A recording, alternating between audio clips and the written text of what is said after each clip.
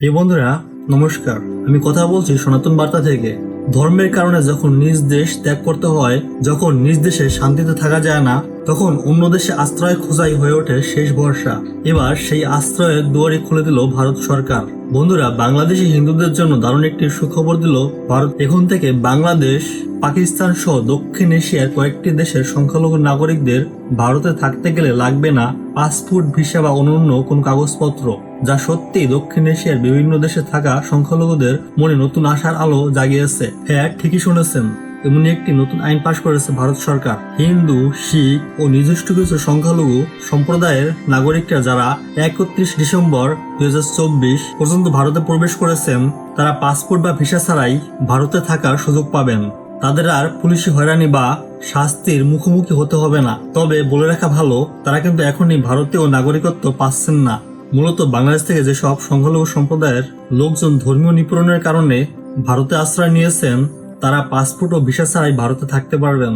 শুধু বাংলাদেশ নয়, পাকিস্তান ও আফগানিস্তান থেকে আসা সংখ্যালঘু নাগরিকরাও এই সুবিধা ভোগ করতে পারবেন। গত সোমবার 1 সেপ্টেম্বর ভারত সরকার এমনই একটি আইন পাশ করে রীতিমতো হইচই ফেলে দিয়েছে।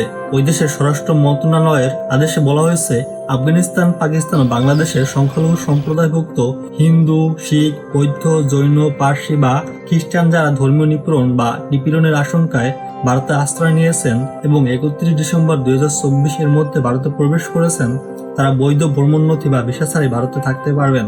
আবার যারা বৈধ ভিসা, পাসপোর্ট নিয়েও ভারতে গেছেন কিন্তু মেয়াদ শেষ হয়ে গেছে, তারাও এই সুযোগ ভোগ করতে পারবেন। এতদিন বৈধ পরিচয় নিয়ে একটি অনিশ্চয়তার মধ্যে ছিল তারা। যদিও এর আগে নাগরিকত্ব সংশোধন আইন CAA অনুযায়ী বাংলাদেশ, পাকিস্তান থেকে ধর্মীয় নিপীড়নের শিকার হয়ে আসা সংখ্যালঘু যারা 31 ডিসেম্বর 2014 এর আগে ভারতে প্রবেশ করেছিলেন, তারা ভারতীয় নাগরিক হওয়ার যোগ্য ছিলেন বা ভারতে থাকার সুযোগ পেয়েছিলেন। কিন্তু গত সোমবার থেকে কার্যকর হওয়া ভারতের ইমিগ্রেশন অ্যান্ড ফরেনার্স অ্যাক্ট এর নতুন আইনে বলা হয়েছে, যাদের পাসপোর্ট নেই তারাও এখন থেকে আর কোনো শাস্তি বা পুলিশি হয়রানির মুখোমুখি হবেন না। এটি নিঃসন্দেহে ধর্মীয় সংখ্যালঘুদের জন্য একটি বড় সুখবর, বিশেষত আমাদের হিন্দু ভাই বোনদের জন্য।